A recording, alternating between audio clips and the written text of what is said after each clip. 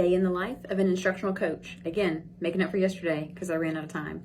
My last meeting yesterday was an after-school meeting with new teachers. So this was important because we have a lead mentor teacher who meets with our new teachers. In my building, it is 150 teachers. So new teachers are a large enough group. Usually there are about 10 people per year that go through this cycle with this lead mentor teacher.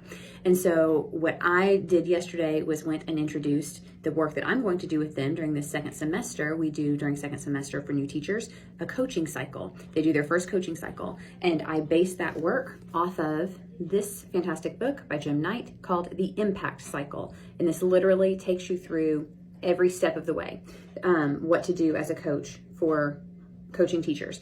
It requires teachers recording themselves, then having a reflection on that, setting a goal, and then you continue to support and learn alongside the teacher. So got to roll all that out yesterday to the new teachers.